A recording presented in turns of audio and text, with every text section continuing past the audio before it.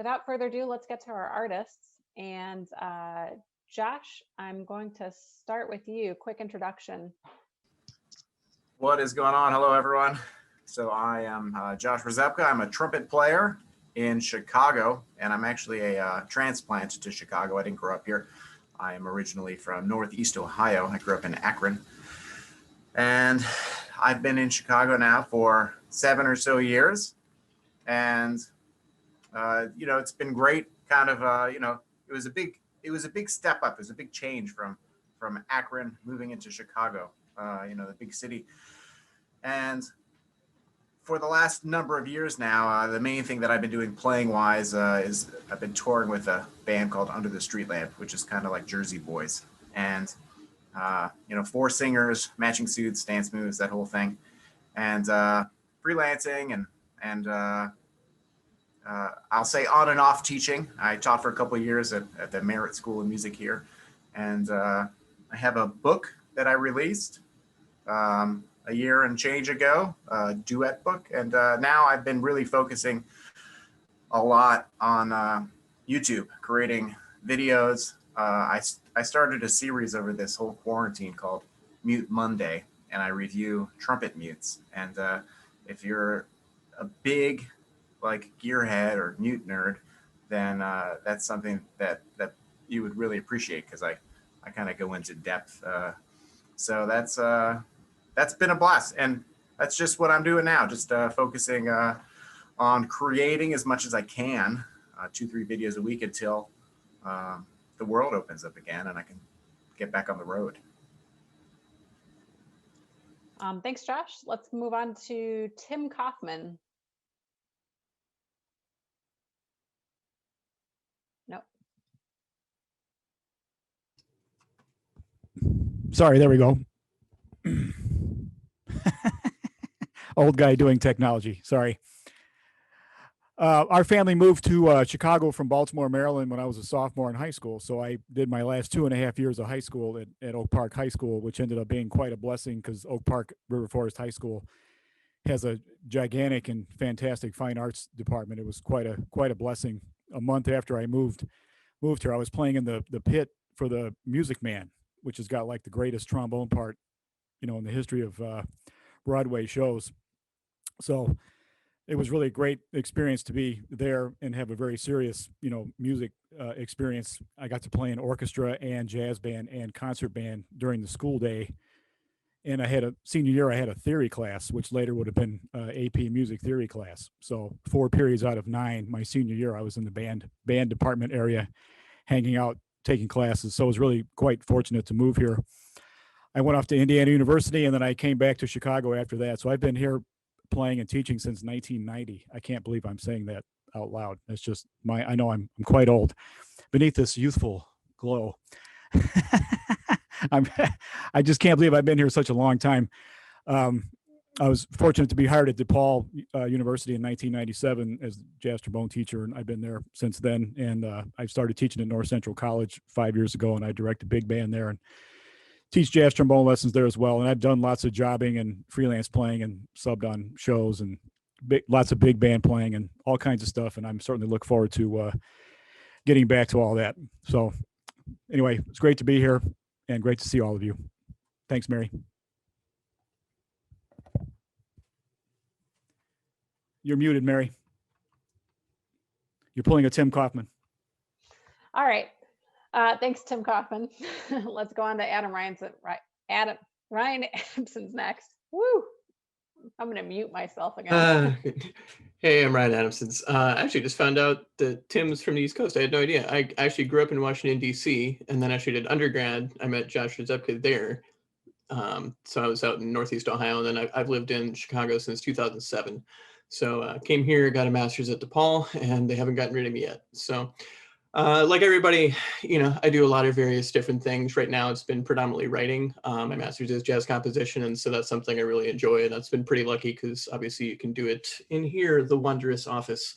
So a lot of that, fair amount of recording, you know, on my own and doing things with that. And like everybody said, you try and create things as you can. And it's, for me, it's just sort of, since I can do so much writing, it's finding out the other stuff in between to do stuff like get beat very handily by Ryan Christensen at fantasy hockey last week. So enjoyable things like that. So, and go next person. Yeah. Ryan Burns, you're up.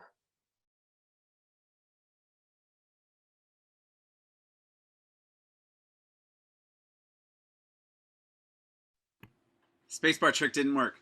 Hi, I'm Ryan Barrett, trumpet player, Chicago since 2005, I guess, officially, but I started studying in Chicago in 2002 with Mark Reidenauer when I was getting my master's degree at Notre Dame, and then officially moved to Chicago in 2005 to continue studying with him in Chicago at the CCPA.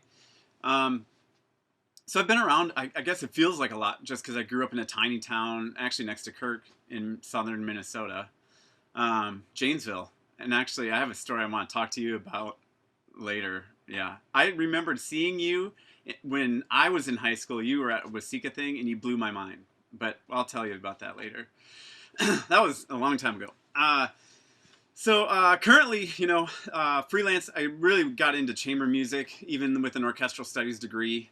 Out of Roosevelt, but I was in a quintet, the Gaudete Brass, for 11 years, and then I had kids and got out and kind of moved in different ways. And but now I've been doing a little bit of film session work for Netflix in Chicago, which is a new scene. I think even for Chicago has been cool. And then I've really stepped up my Baroque trumpet chops during quarantine, and now I'm one of the Baroque trumpet players in the Haymarket Opera Company, which has kind of taken off big leaps and bounds here in Chicago. So, and then I just have a studio of 20 students from the Naperville Trumpet Academy, which I run out of my Zoom classroom right now. So that's it.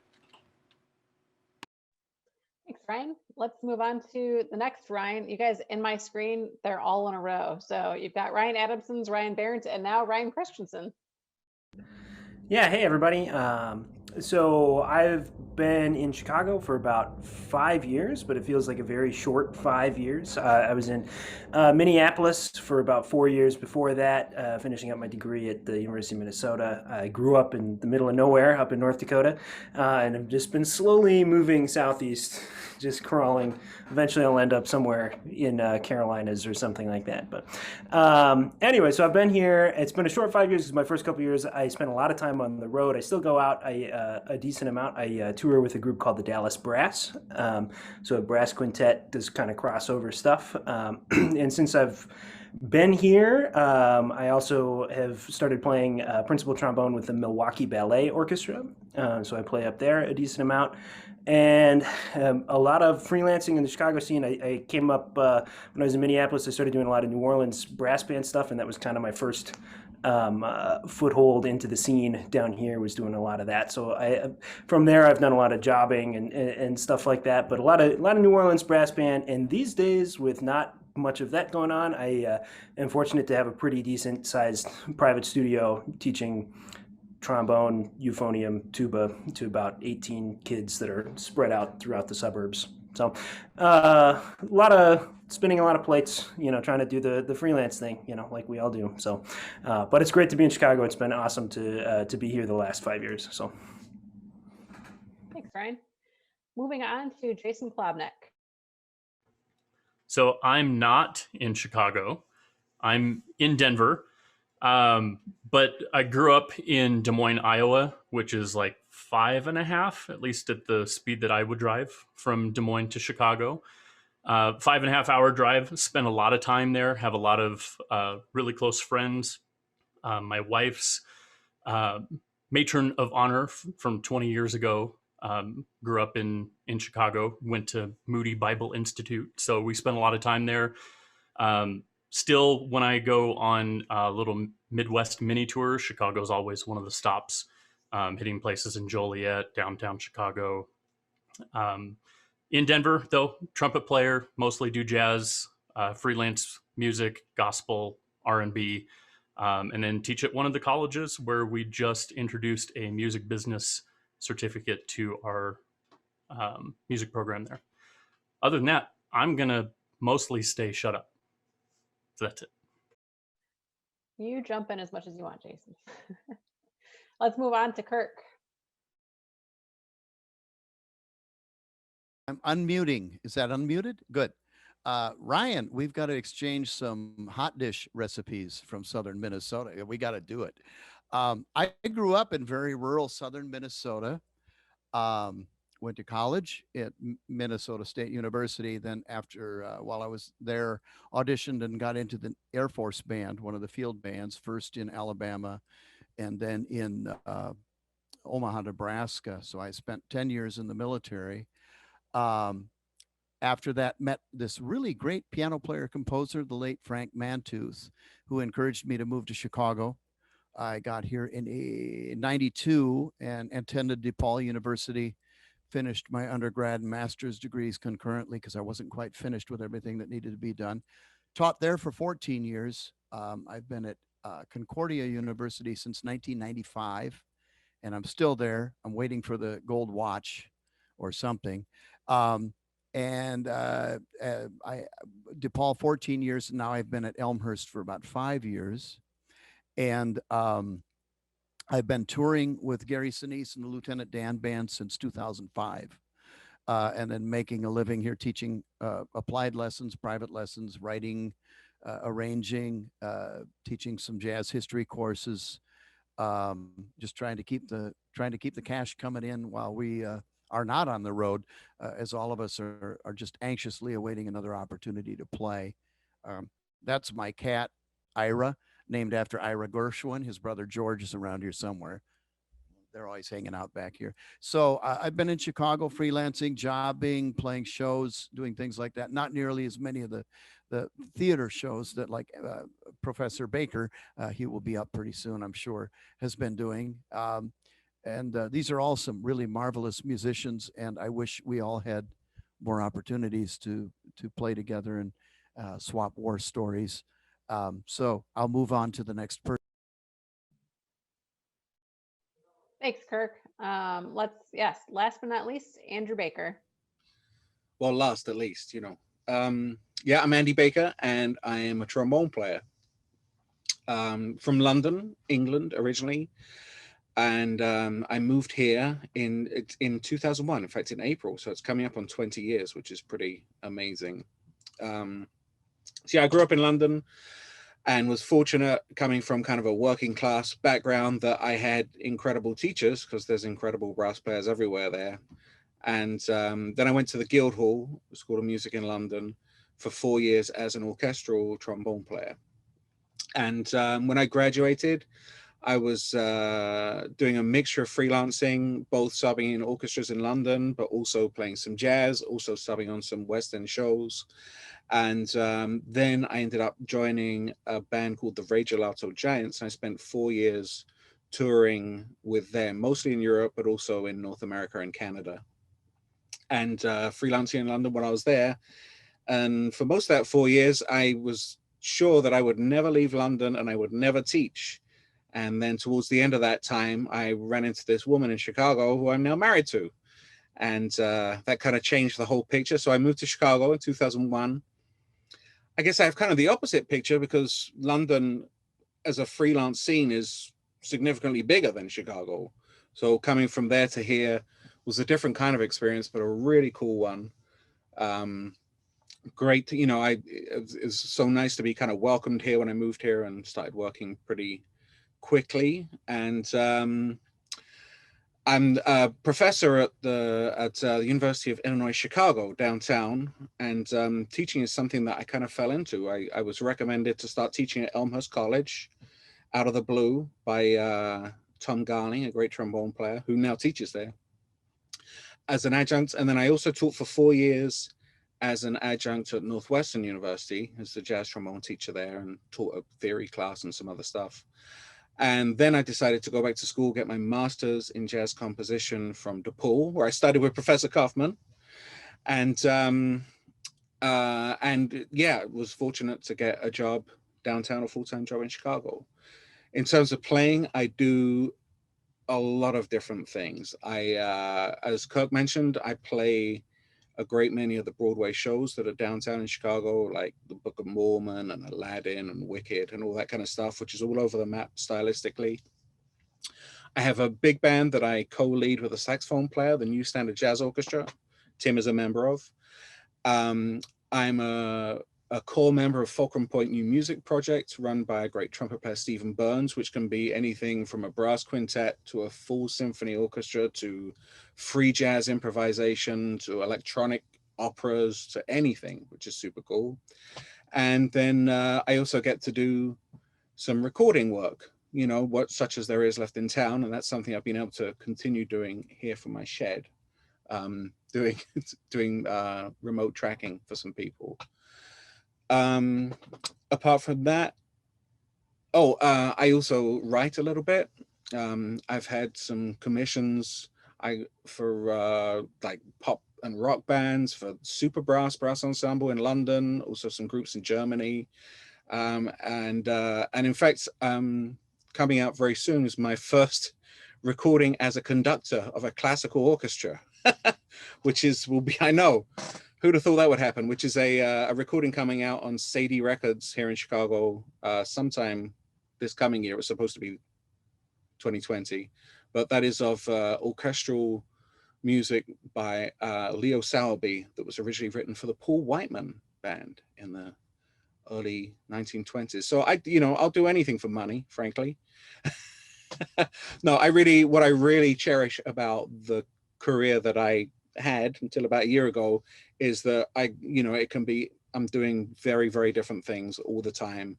And that's what controls my OCD. So that's what I do.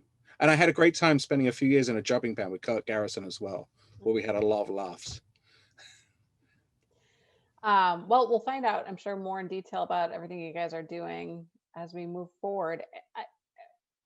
Andy, are you the only one who came here outside of school? It seems like most of you guys came here. Well, Andy and Tim, it seems like a lot of you arrived because you came here for a degree program. Raise your hand if you came here for a degree program, and then, just two of you? I was already moving here, and then school was Okay. an excuse. So all right. So one of the things I always suggest to students is think about what college you want to go to, because it's whatever if you want to start working in New York, getting a degree in New York is a good launching pad. But well, then let's change the question to how was when you guys arrived in the city, what was the scene like? Did you have contacts here already, or were you just kind of dropping in cold water and having to start from scratch? I didn't know anybody here when I moved here. presumably your wife. I mean, I mean, certainly for the immigration purposes, yeah, the answer is yes. Yeah, I didn't know anybody. And I had been here, I'd been over several times to visit, of course, but not as a musician, really. And actually, the one person I knew was a guy called Michael Jackson, who's a photojournalist for Downbeat, because he went to middle school in England with the drummer I was on the road with. But I mean, it's not like I knew the guy. And I just, Chicago was such a welcoming place when I moved here in 2001. I think it still is, I'm sure it still is. And I went and, I moved here on a Tuesday and I sat in at the Green Mill on Thursday and I had a gig the following Thursday, and then I started doing, and that obviously opened up meeting a lot of, big bands are a great place to meet a bunch of people. And then I was also started doing orchestral freelancing when I moved here with like Northwest Indiana, Elgin Symphony, some of those groups. And I don't really know how that started happening.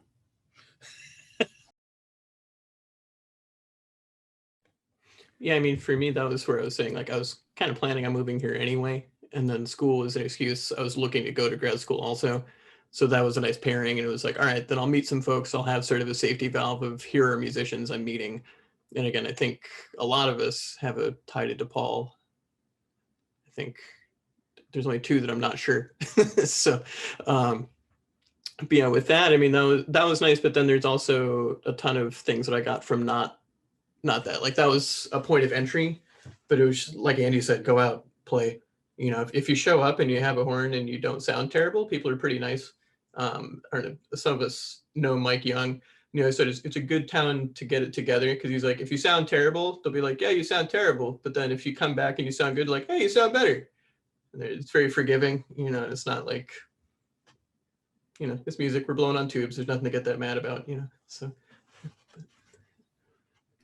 I won a job in 1985 playing in Great America in the band up in beautiful Gurnee. And I played there 2 summers in 85 and 86. And the band was actually really great. Mark Olin was in the band, and Dave Bixler and Russ Johnson and some other people who were, you know, busy players here in town. And many of them had DePaul affiliations. And I realized quickly that that was where the players were all gigging. So like the DePauls had gigging people here since long before I was here. People like Rich Daniels and people older than that in their 60s now. And older than that, even, you know, the scene has been going through DePaul for a long time. So whenever I was home, even for the summer or for a weekend, I would call a couple of the trombone players ahead of time, and I could usually rustle up some kind of jobbing gig. There was so much work back then. You know, it seems like it's gone down a little bit each decade for different reasons. You have a reset. This is the biggest reset we're ever going to have, this virus happening. But we had Y2K, and you had the stock market crash in 2008, so that resets the scene. And I used to call it the roaring 90s. There were so many gigs. You know, I played in some jobbing bands like Kirk did. And I mean, the first year I was in one of the busy bands, I had 110 jobs playing trombone in a wedding band, which, you know, take that for what you want, be careful what you wish for kind of thing. But there was a lot of activity going on, and there were a whole bunch of bands like that working all the time. So, and there was that way even in the late 80s when I would come home for the weekend or be home for the summer from college, and I could usually pick up some gigs from my friends, my connections here. So there's always been a lot of activity here and a lot going on. God, it's hard to believe how long ago that was. Actually, I will say that although I didn't come here for school, but I knew that from having already been a freelancer in London, I knew that the way I was going to get work was by other trombone players knowing I existed. So I kind of like checked out what was going on, and I found out who busy guys were, and I called them up and asked them how much it would cost for a lesson. And Tim, you remember I came to you for a lesson? I do. And I went to a lesson with Tom Garling and a couple of other people, and I found out Bill Porter had a steady at the Green Dolphin Street, this super old time trombone player. And I went and sat in with him. I ended up on the band there, you know. So I think if you're planning on moving to a town and you're not going to school, I mean, people contact me. I'm sure they contact everyone. Hey, you know, I'd love to get together and play. It's like, I don't really want to do that, you know. No offense, but if you want to just, you know, to me it was a case of like, I'm investing in my career by paying for a lesson with these people so that they hear me play. And of course I learned things as well. It's not like I just stood there. So it was money well spent. It's definitely something I would recommend to anybody. yeah, and genuinely want the lesson. Because I think a lot of people say like, oh, I'll sign up for a lesson, and then what they really want is to sit and play. And I was like, those are two different things, you know, like, so it's people can tell. But, yeah. When I came here in 1992, after the Air Force, on the encouragement of Frank Mantooth, the first gig I got to our house and our stuff was getting delivered. And at that time, I had an answering machine with a tape in it. And I plugged it in, and the phone was ringing, and it was to play a run with the circus out in Rockford. And I mean, I thought, oh, well, it's a gig, you know, and I drove out there, and it turned out that it was the old Ringling and the big circus, the Ringling guys. And there were 40 musicians from Chicago out working that show because they had a full band at that time.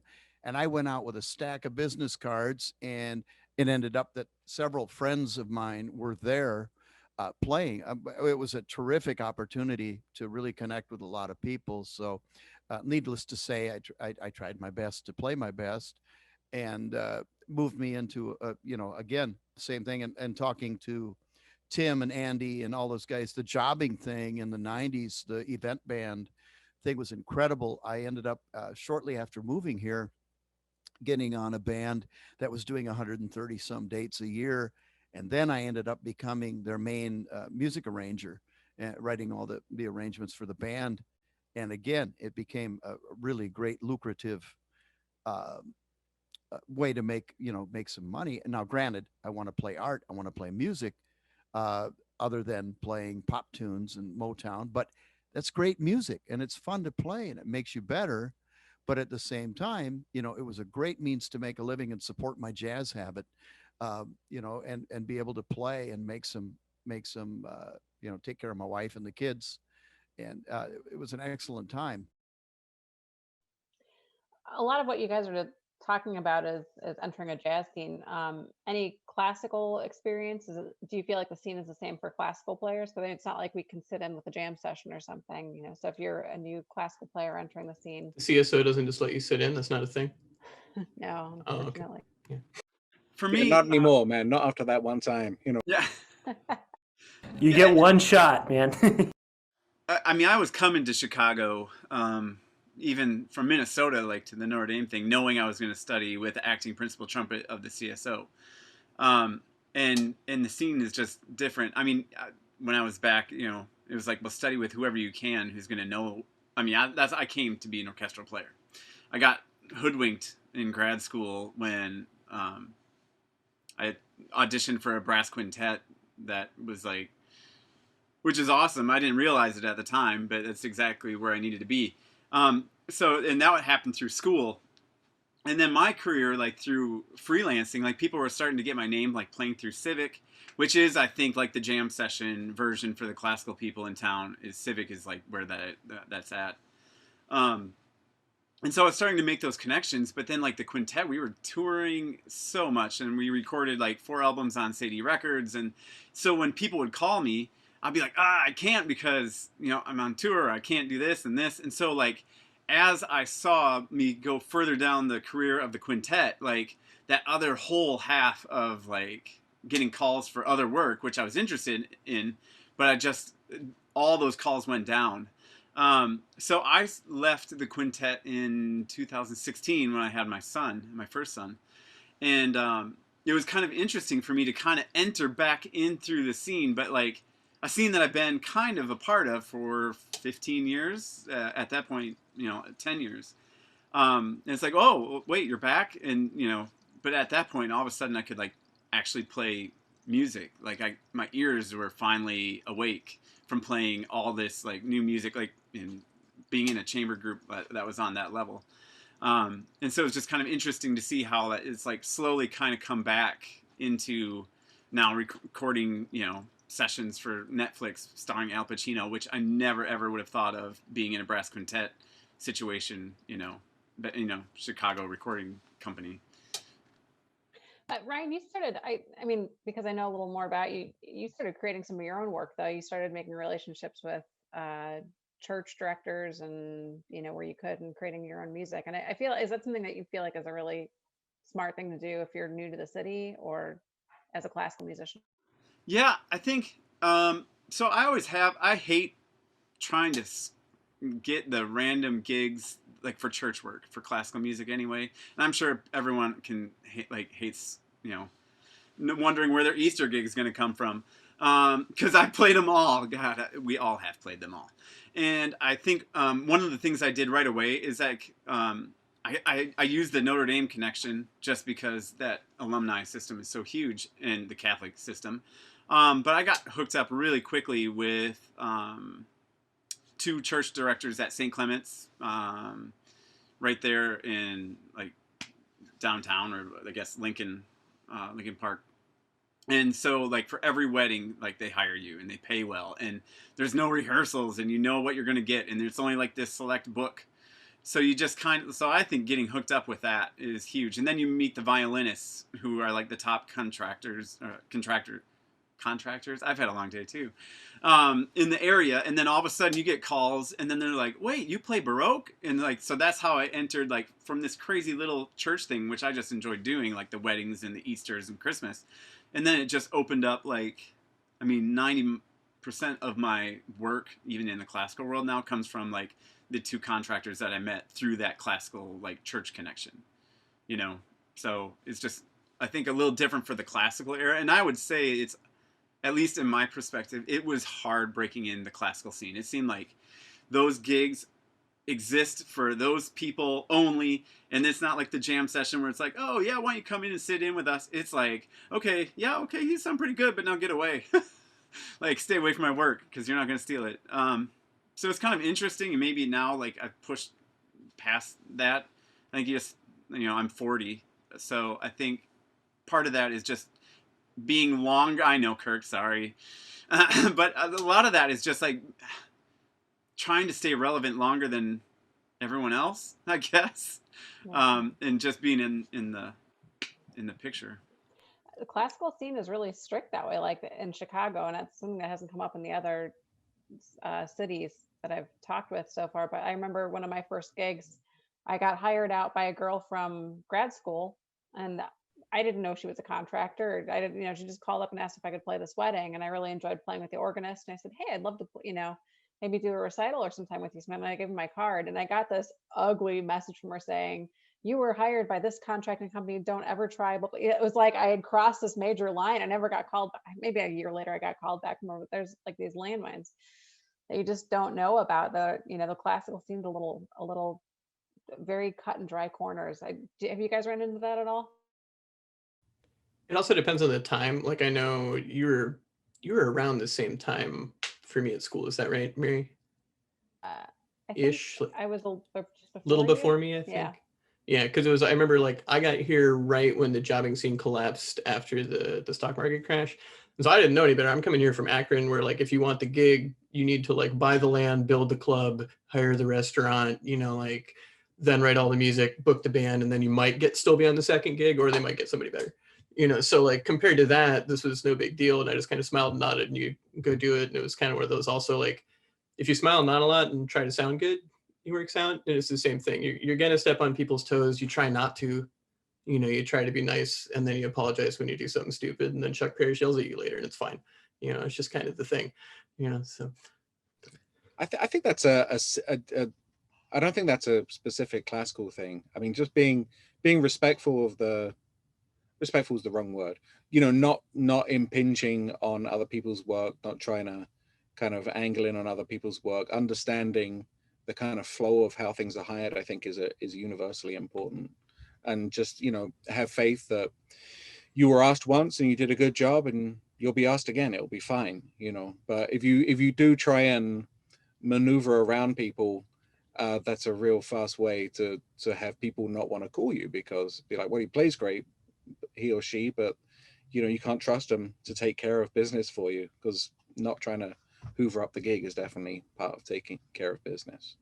Yeah, and when I say, like, part of it is being willing to apologize, because if you just don't know any better, and a well-meaning apology goes a long way, and, like, everybody's done that. Everybody's made the mistake, or everybody's had someone just totally step on themselves and be wrong, and that's fine. And if you're genuine about it, it all works out. So. Yeah, and I mean, truth be told, I apologized right away. I had no idea when I was just trying to collaborate with somebody else, because I didn't know there were any organists, and like, I think I got hired back by her, and I play with her on a lot of gigs now. Well, I did before COVID, but I just remember that was kind of my introduction to the scene for classical music.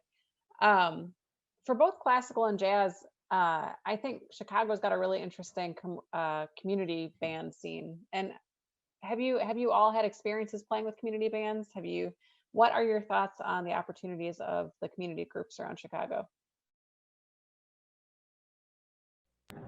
Yeah, I mean, I have a lot going on with, like, the big band scene. I've done I've done some with the like the Wheaton Municipal Band. I played with them a little bit when I came to town, and met some people through that. But I think, honestly, we talked, like, I think it was Andy who had said it before. Like, big bands are a great place to start meeting people. There's just such a yeah, I don't know, you run into so many people. Like, I play in a group with Ryan Adamson's. And I'll get to sit next to, Chicago great, like Russ Phillips, for those of us who know him. He's just amazing. And just because you never know who you're going to, get to sit next to, because everybody wants to make music. Everybody that does this thing wants to be playing. But even on top of that, I've met some contractors. One of the people that I meet for like doing the classical side, my church gigs here and there, plays in that same band. I remember this is not specific to Chicago, but when I was in Minneapolis, I got my first like touring gig because I was playing in this big band that I would drive 40 miles and get paid like $5. I was young. I was like 19 and I didn't know any better. But anyways, it led to a full touring gig that paid for like a year or so of college, you know. And so that was it. That got me hooked on doing the community big band scene, because if you meet somebody that gets you something like that, you know, you just never know who's going to show up on these things. And then on top of it, it's just great to keep your reading chops up, you know, and just to keep if I'm not doing anything better on a Tuesday night, like of course I'll go out and play some lead trombone charts, you know, or play some bass trombone charts or whatever, you know. Just it's fun to get together and it's fun to hang, and just like, you know, in the same way as this, like it's just fun to come and hang out with a bunch of musicians. There's nobody else I'd rather be hanging out with usually. So that's, you know, a lot of stuff that goes into it. It seems like there's kind of a gradient too, because there's definitely like straight up community, we're all just here to have fun and maybe we used to play at some point. And then there's like Ryan was talking, it's literally called the Jazz Community Big Band, but it's not technically a community band, but it's some guys who used to play who are working on it and come in, and then guys like me and Ryan and Russ is there, who's a monster, you know. And then there's other ones that are even farther to the other end of the spectrum that have just monster players like Andy's band, you know. So it's like I think all of them are a part of that, you know. And it's like when you say they're like, a lot of them don't have specific members, there's people who play most of the time, but you just kind of get on the list, and if you sound good, it works out. But the nice thing is there's cats on all of those. There's at least someone on most of those bands that makes it worth going out and playing, you know. Years ago, back in the 1800s, when I was in my 30s in the Air Force Band, I was stationed in Omaha, Nebraska, and there was this Mickey Mouse band, like a dance band that played.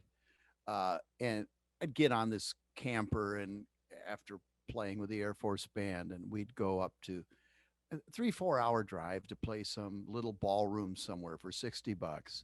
And I was playing with these old school musicians. There was this piano player, Ray Jelinek. I remember him, and he was unbelievable. He played left-hand bass and play unbelievable stuff on piano, and this little Mickey Mouse band. And we went out, and I was in somewhere in Iowa, met this trombone player, who said, "Hey, have you ever played at this with this big band up in Sioux City, Iowa?" And I said, "No." And he says, "Well, I've been teaching at this jazz camp, and there's this great band in Sioux City. You should come up and play." I went up and played there. It grew into connection with Roger Newman, great tenor saxophone player from Los Angeles, because they hired me to teach at this jazz camp that I taught at for 25 years after playing Josephine with a Mickey Mouse band for a bunch of dancers in a little ballroom in the middle of Iowa, in the middle of nowhere. Connection with Rodney Jones, guitarist from New York City, Russell Malone, guitarist from New York City, all these cats that I taught at this jazz camp with for 25 years. And it came out of this little Mickey Mouse band. So I could have showed up with a crappy attitude and went, "I don't want to play these polkas and waltzes and all this stuff." And I went in and played well, and I read well, and I did what I needed to do. And out of what was, a $60 gig that I got on a camper and rode a long time. It was a lot of hours. I think I made as much money as I would have done maybe as a greeter at Walmart or something at the time. And it turned into this big thing. And I still have connections from that gig.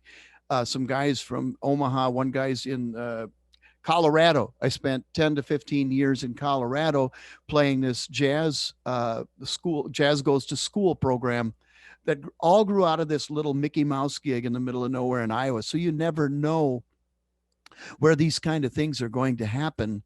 And you always have to show up ready to play and make sure that you're ready to play, because your attitude and how you play and all of these things come into this. And you never know what can grow into something that can become a huge deal in your future. Yeah, I think that's a huge problem. I see it a lot in grad students and undergrad students that are like in the Chicago area. I play in a community orchestra, and I've played with a couple other community groups, and I know the conductors have a really hard time finding subs, which seems weird because we have so many great students in the area, but it's hard because the students will come in and think, oh, I'm so much better than this, or I don't need to take this seriously. It's a community group. But that's because, you know, they might come from a part of the states where community groups are pretty wimpy, but we have there's a lot of worth in the community groups here, and you never know who you're sitting next to. I mean, I think the principal clarinetist in my group was studied in France. Like she's just a monster in her day. And you just never know. And I think if I had one piece of advice to give any student out there was just don't overlook the community band scene, community group and chamber group scene, you know, in Chicago, because it is a road to many bigger opportunities. And on that note, one of our attendees had a question as to what advice, let me pull up the question.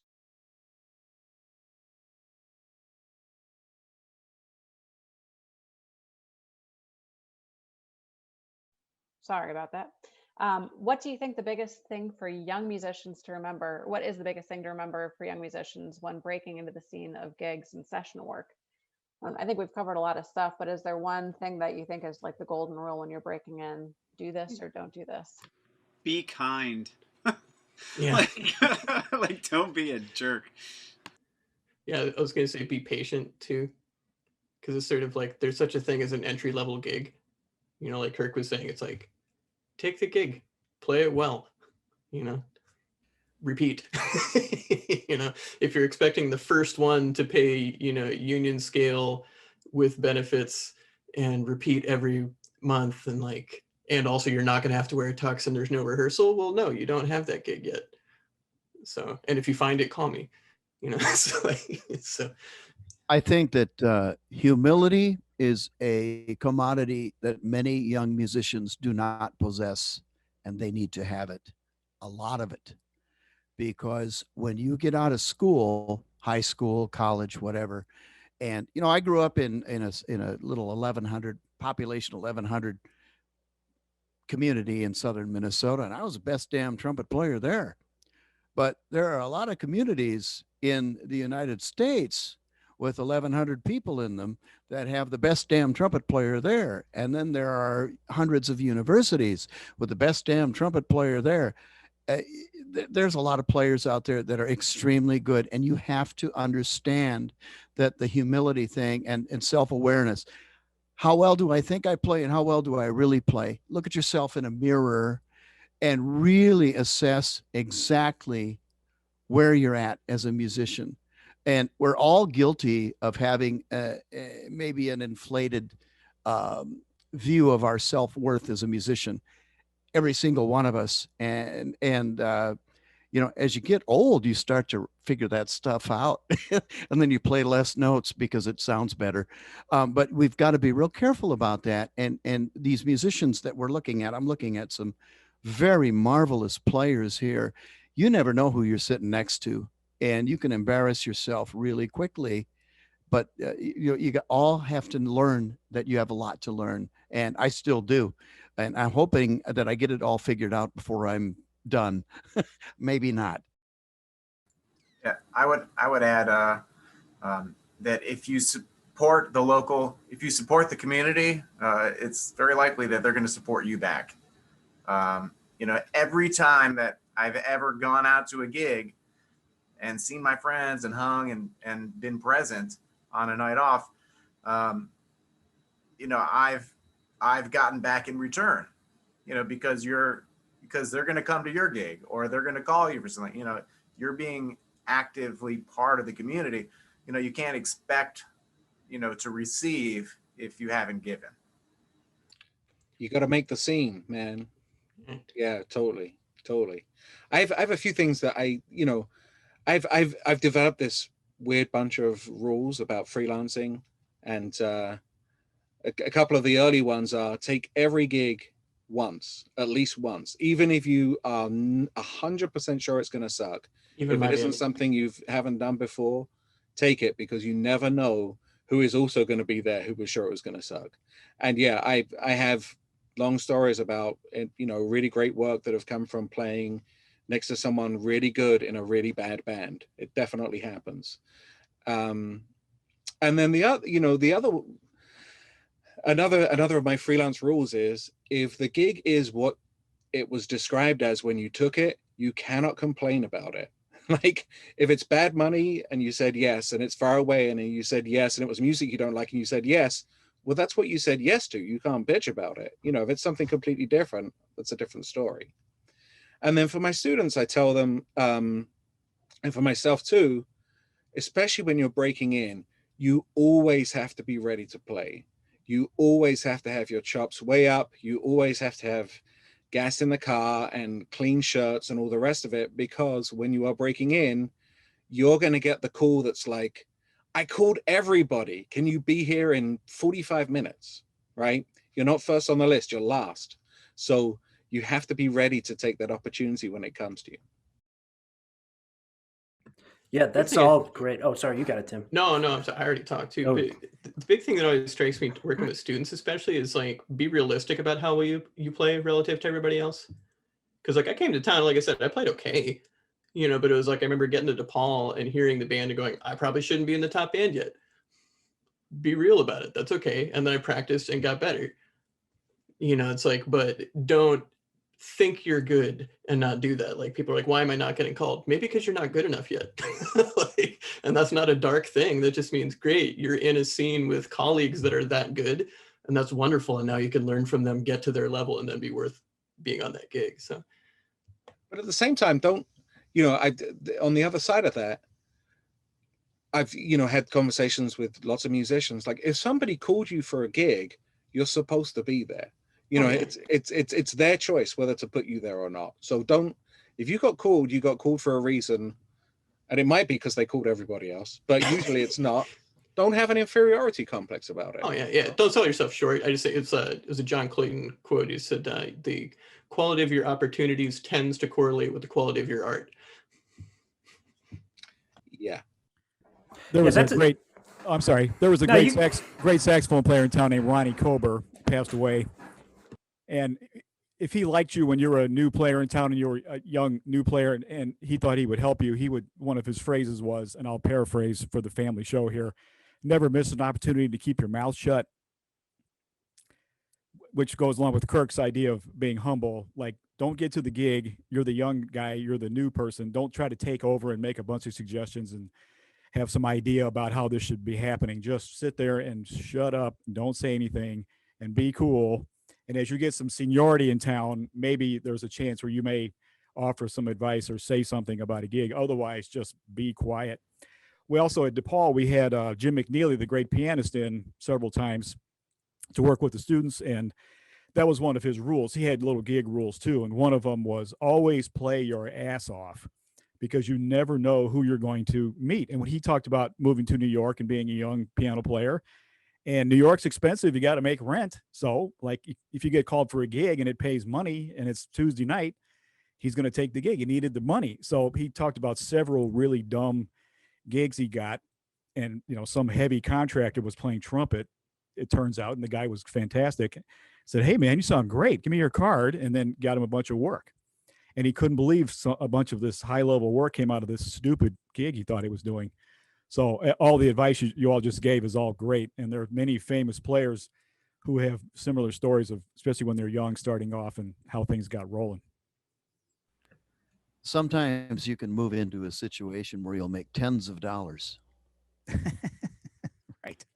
Going with what Tim is saying too, like, one of the things I always hated is like, be ready, and kind of like with a personal brand. And I'm not saying like have a giant website or something, but like, if someone needs your number, like, don't rip off a piece of like your sheet music and write your number and like hand it to them, so like, at least get like some business cards or something, something.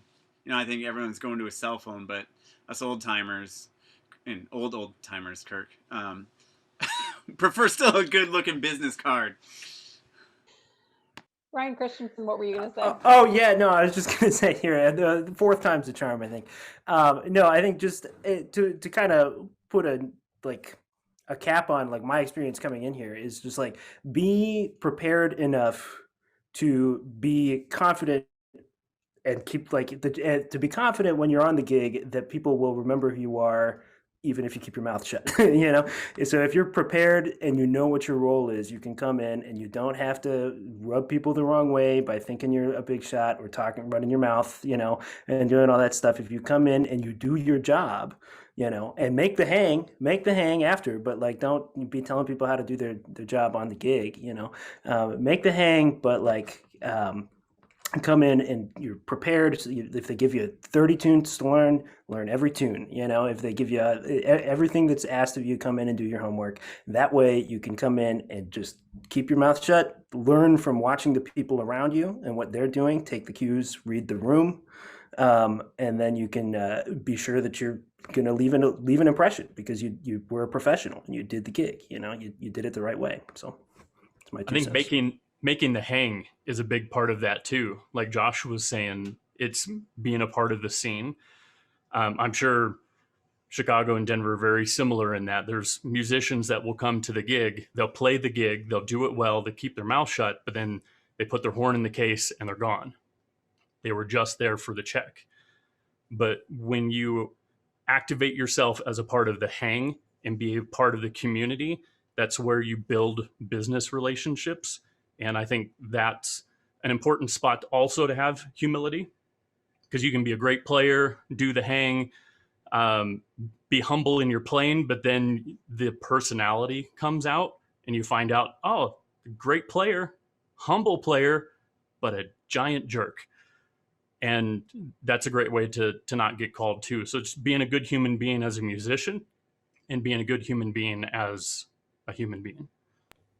Yeah, that's something that, you know, particularly as I've been on the road a lot, which is kind of a little goofy because it kind of takes me out of the Chicago scene sometimes for extended periods. But, you know, it's like you can be remembered for your playing, but then you can equally play well and then be remembered for not being fun on the bandstand.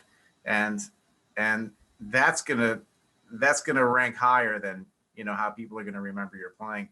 And I feel that you know, just being friendly, getting along, the hang, you know, that's I think overlooked by a lot of people. And I know for me, like when we're on the road and the MD, he asks me sometimes, you know, we're going to certain towns and he's like, hey, who do you want me to call for the sax and the bone?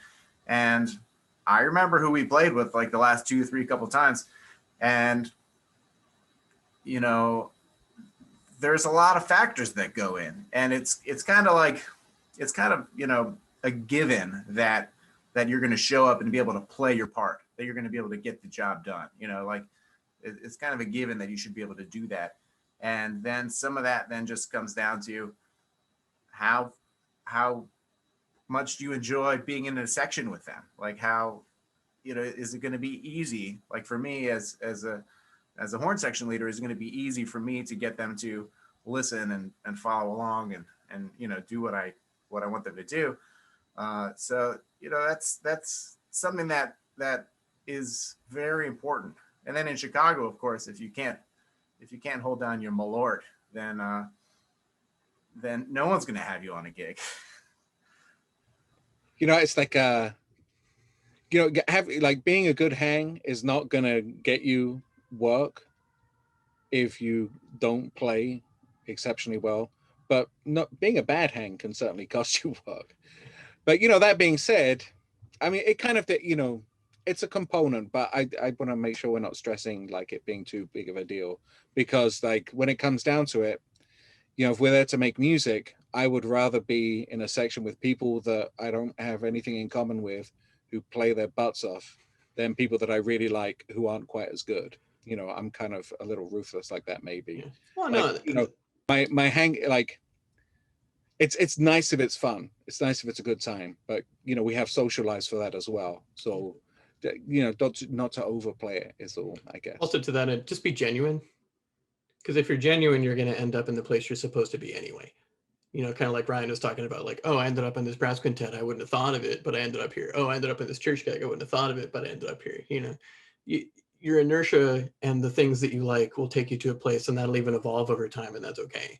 But it's like, if you go into a scene and like, I'm going to be a good hang, well, then you're probably not going to be a good hang. So just people can smell BS from like a mile away. Oh like man, that, I'm right here. Any of that Yeah. posturing. Sorry, dude. No, but that's the Bad same news. thing. Yeah, but it's the thing. It's like if you're yourself, it's gonna work out, and that goes with the humble thing. That goes with the confidence thing. If you have to know that you're going to take care of yourself that way. So I'd also just say that from when I was getting into the scene in London, and then, you know, when I became a more established player here, the way I got into the scene in London, and the thing that I do here, is I end up needing good subs. And that goes to a case of being ready, you know. So when I was in London, I used to sub on a few West End shows, and there was one guy who was a very busy, successful player. And every now and then, on between shows on the Saturday, he had a couple more beers than he ought to. And I got several calls at like 6:15. Can you be here and play the 7:30? Because I probably shouldn't.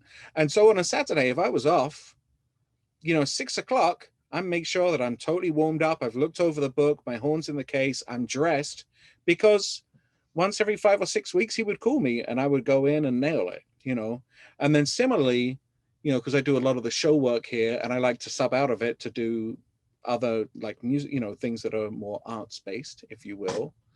Like there are people that I use as a sub, you know, there's lots of great players, but if I have a sub who I know will never let me down, who I know will make a point to make themselves available to do my gig, you know, even if they maybe, you know, they'll turn down other work to sub for me. That's so precious. Just knowing that you can call on someone and rely on them, you know, and that they'll obviously take great care of the music, be super prepared, but also kind of always be willing and ready to step in.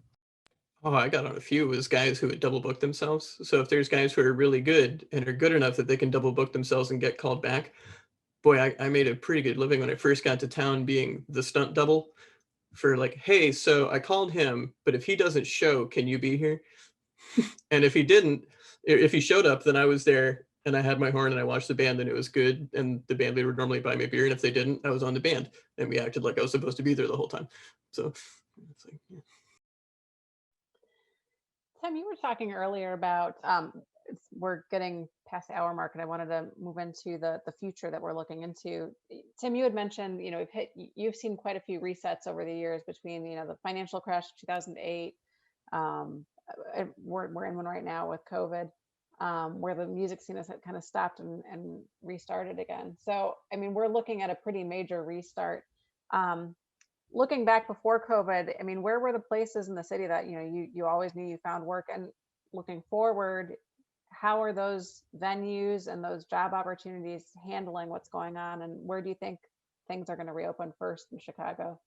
That's a lot of questions in one, but you get where I'm going with it. Yeah, I have no idea. You know, I'm trying to, you know, try to figure out what's going to happen. Andy Baker and I were talking about some Facebook posts we saw where 100 years ago during the pandemic and the end of World War I, we had the Roaring 20s, you know, and I think in another year or whatever, I think people are going to be dying to have activity and go places and do stuff. And even people are going to be having all these weddings. I'm in a couple of wedding bands here, and both band leaders have said, yeah, I've got a million things booked. I'm not going to give you any dates yet, but people keep putting everything off. I think there's going to be lots of work and lots of activity.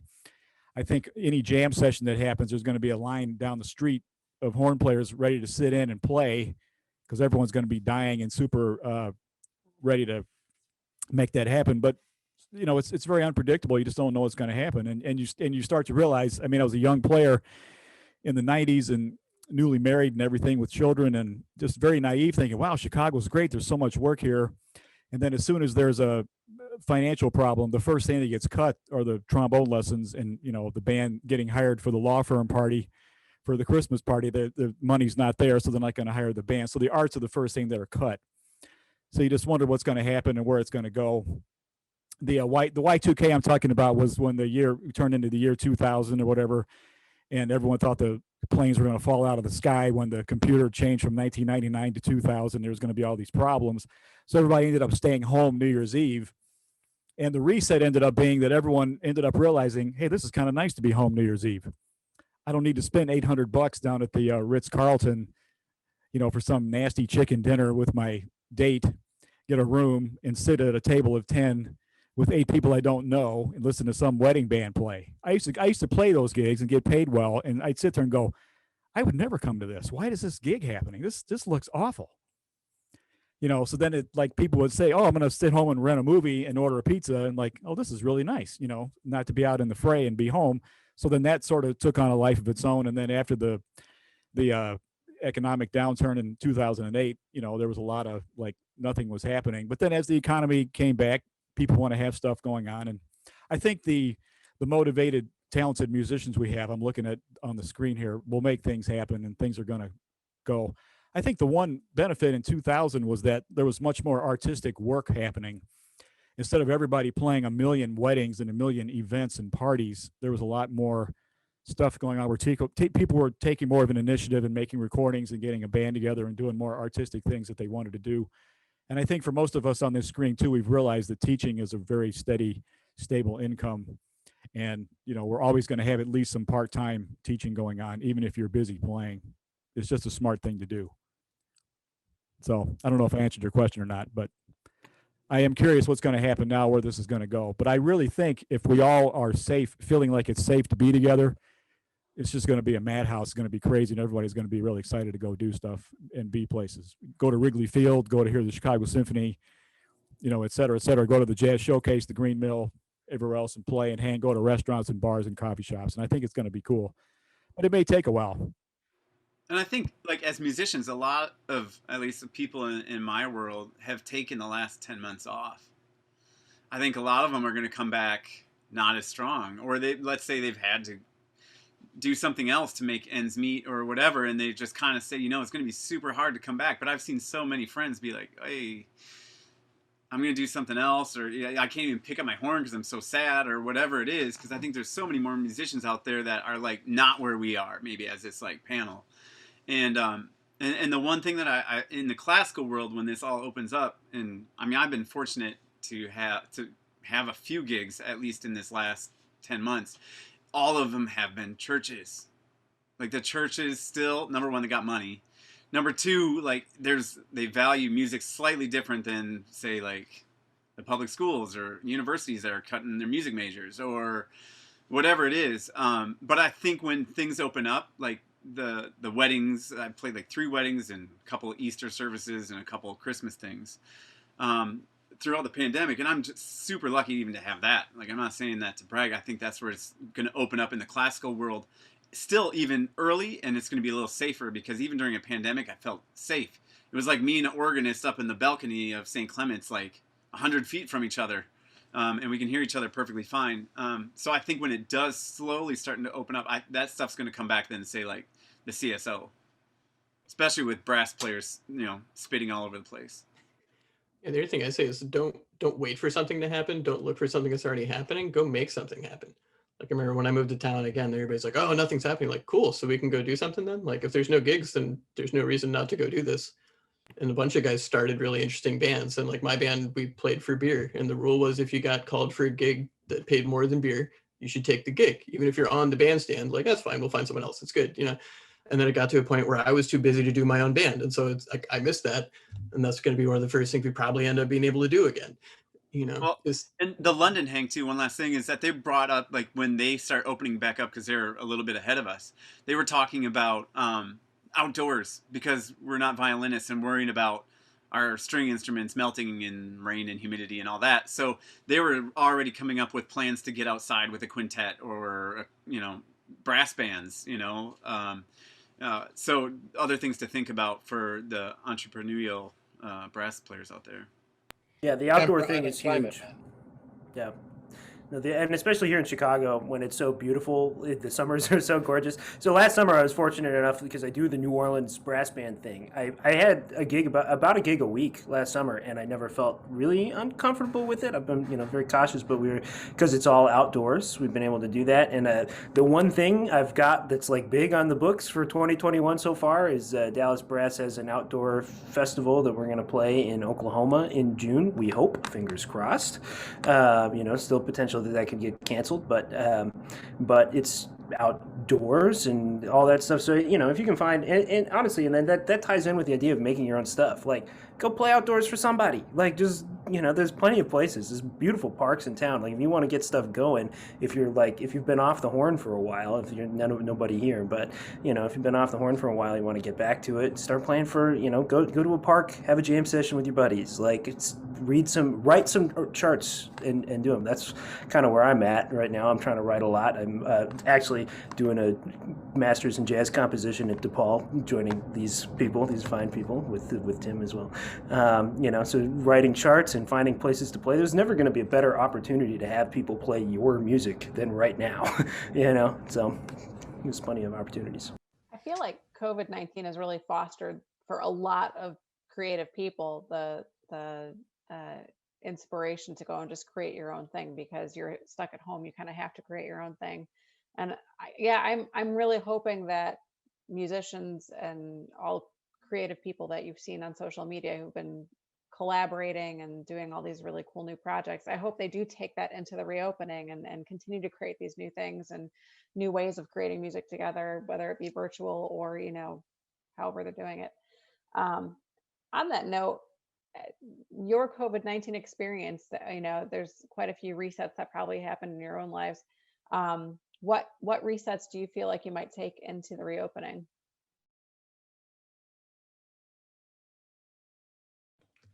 Well, I'm going to teach online because I've been driving like hours a day to teach in the suburbs. So I'm bad news for my students. I'm keeping this Zoom thing. I don't know. That's been really nice. But then just, realizing what things were really just busy time. It was just doing something to make me feel. I think that's sometimes a trap we fall into as freelancers. Is like, I feel like I have to be busy all the time, so I would make things that took longer than they needed to, so I would feel busier. And that might be a thing that's more for people of my age, but it's something I caught myself doing a lot, and I'm realizing that there's a lot of personal progress that I can be making, projects that I can be exploring with all this extra time from these things that really weren't paying the bills that much and were sucking a lot of time out of my life, so it's just kind of reevaluating what piece of the pie things are going where. So I think it's definitely going to carry on is some of the clients that I've done recording for this last year that would normally hire a studio and all the rest of it, that I've done from here.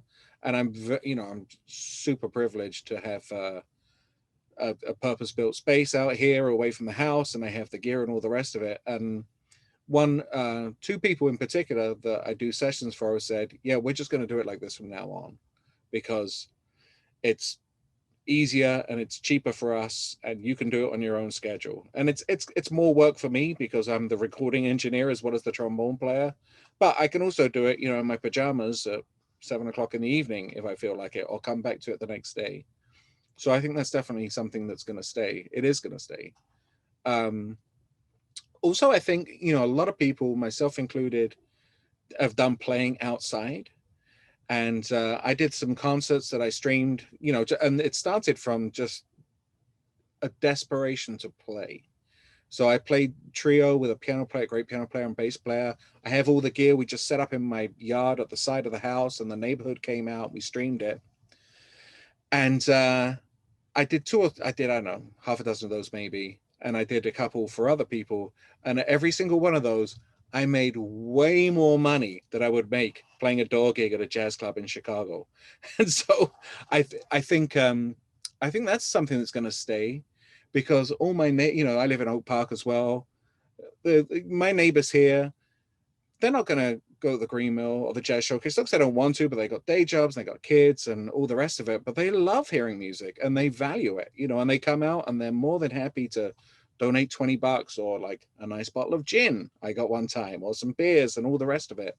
So I'm really hoping that that'll stay a way of putting music back into putting the kind of music that I like to play more into the community in a way that it hasn't been in the past. And for me, I can see some value in continuing to have students record for me, submit recordings for me, but I'm not into the Zoom teaching thing at all. And you know, I teach classes at UIC as well. There's some things there that are interesting and useful, you know, particularly in terms of students being able to approach work more at their own pace. But I need to see somebody breathe. I need to hear their articulation. I need to hear them resonate. And I actually taught my trombone students outside at UIC until the weather went bad. And as soon as the weather's nice again, we'll be doing that again, because it's not awesome. It's better than nothing, for sure. A lot better. So for me, for me, there's two things that I'm going to kind of carry on from this time period. And I guess they're both kind of related to each other. The first one is, like, as I mentioned at the very beginning, I've kind of like dove into the deep end with YouTube and kind of like creating things. And I think a lot of that was just kind of due to this forced time off where I wasn't in like the hustle. You know, you're not running around from students. You're not, you know, I'm not running to the airport every week. You're just like, you know, I don't know what else. Yeah, I'm only looking at what's right in front of me.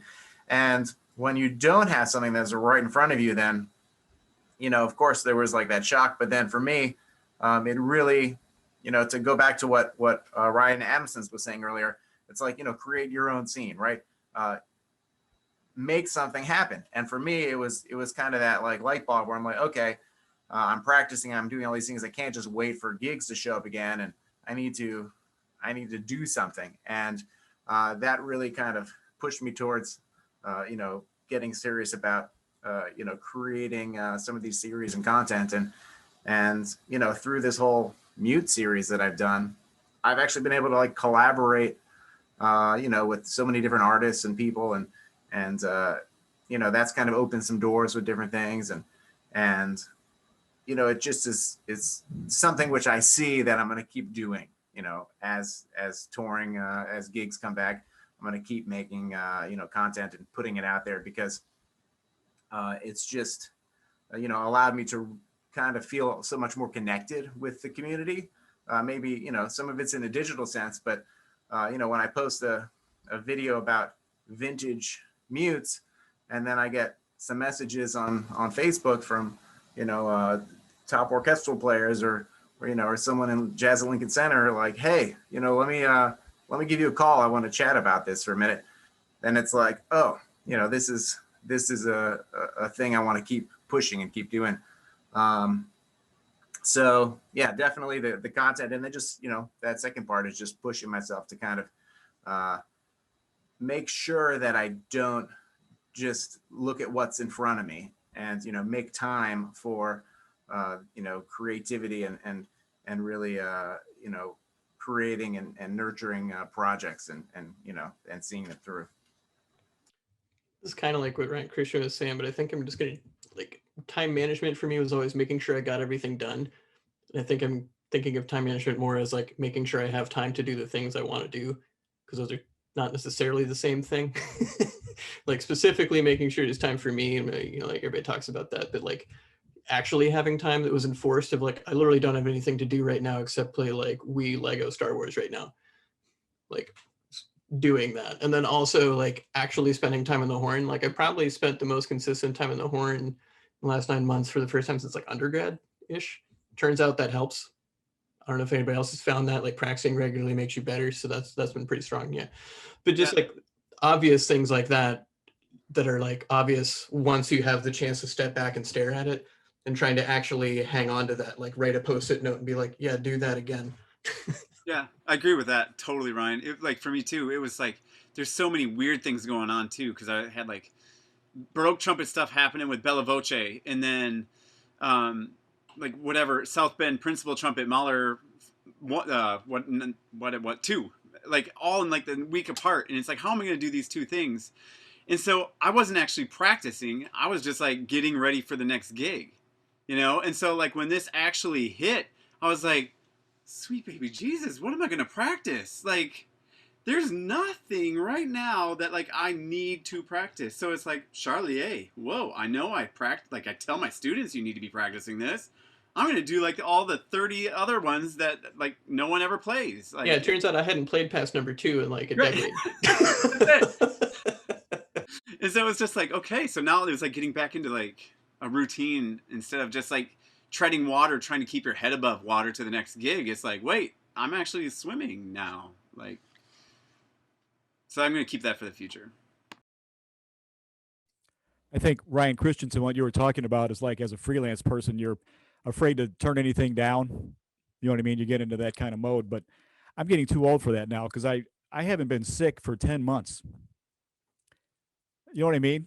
Like nothing, no illness. And I was looking for something in my calendar from last year and I started leafing through going, yeah, I was kind of sick for that. Oh, I wasn't feeling too good on that gig. Oh, I was kind of sick. And I was just realizing I'd been really run down, working too much, not getting enough rest, you know, et cetera, et cetera. And just, I need to do a reset and like do exactly what you said, not take every gig. And some of them, you know, Andy Baker posted his rules about fun, a lot of money, or musically rewarding. It's got to be, you know, 2 out of the 3 or whatever. That's Tom Matt has got a little chart in his office with the same thing. It's pretty hilarious. At the end of the month, money counts twice and it's 3 out of 4.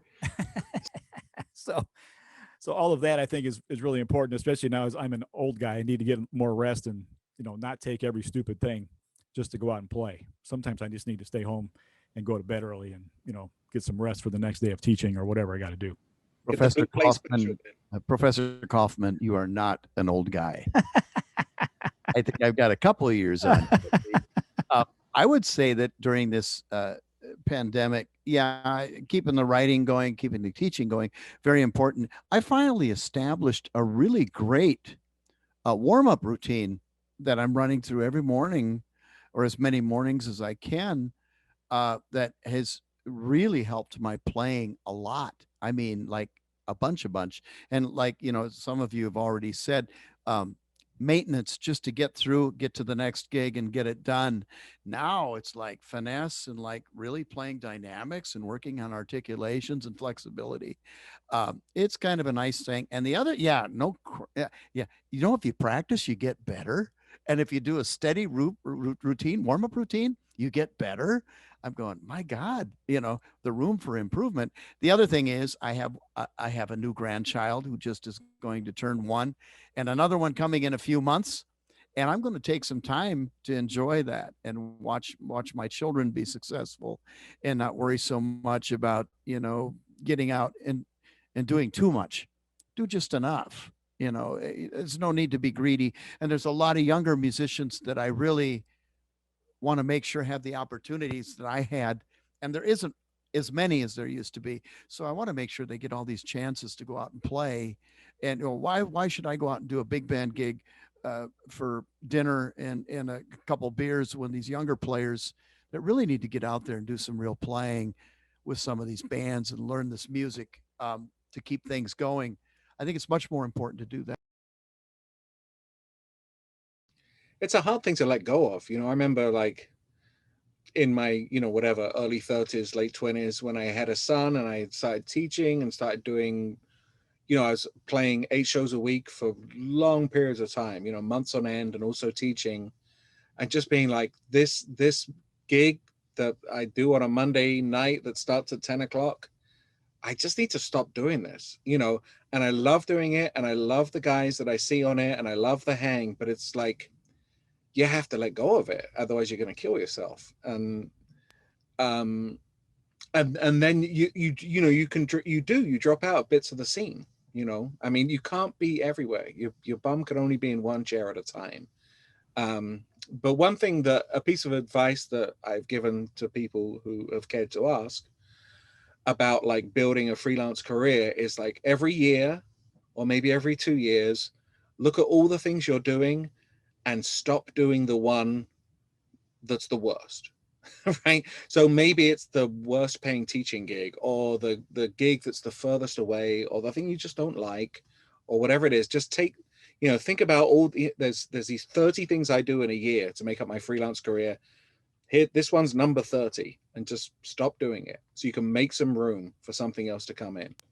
Yeah, and I remember you told me that was huge for me. I think it was, gosh, it was like 10 years ago. You told me that one, and it's like I do that every year now.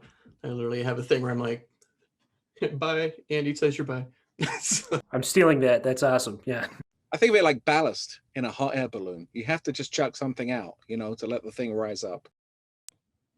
yeah, and it can be tough too, because I remember like this sounds stark, but like when my band, there was a realization that I'm like, I can't do a Monday a month, which sounds like not that big a deal, but all the work that was going into it. I'm like, it stopped being fun. It stopped being the reasons I did it. And so I didn't stop the band. I started doing other things with it, but it was like, it needed to be the thing, you know? So.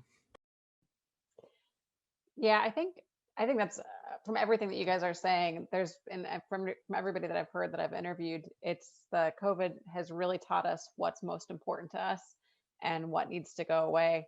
And part of getting rid of things sometimes is not getting paid as much. So, or losing money on something. And so I think a big part of like trying to figure out how you get into how we move forward into the new season of music playing is what's most important to us and how do we monetize ourselves for what we're worth. And I think there's a lot of things. I mean, Andy, you mentioned you made way more money doing this, small porch concert. And, we've kind of learned a few new ways how to monetize what we're doing. But I think this whole experience through COVID-19 created a whole new way to kind of monetize, or took what people were doing already on social media and through other small pickup concerts and stuff to monetize what they were doing and kind of brought it to the mainstream. So I'm very interested to see what opportunities show up there. On that note, we're hitting the 90-minute mark, so we're going to have to close up shop here for the evening. But please do visit our events page at booth.danzer.com. Visit one of our other live webinars going this week. You can also go to our Facebook events page. The recording one should be great, especially if you're interested in trying to get a little more of a social media platform, or just get some better audition tapes out there. Thank you so much to all of our panelists for showing up. Both to our panelists and our attendees, stop by Team Denis Wick and join the group so we can continue whatever discussions, or if anybody wants to talk about more advice or more experiences or funny stories, that's the place to do it. Any parting words from the artists? I just can't wait to see you guys not on a screen, right? We'll do this live next year. Yeah, I can't wait to be together, have some beers in person, Yeah. play together. Yes, it's great to hear from you. It's great to see you all, hear from Yes. you all. Definitely. All right. Well, have a great evening, everybody. Hope to see you again in another webinar, and hope to see you live sometime at a show. See you later. Great Thanks, seeing everybody. everyone. Thank you, Mary. Yep. Thanks, Mary.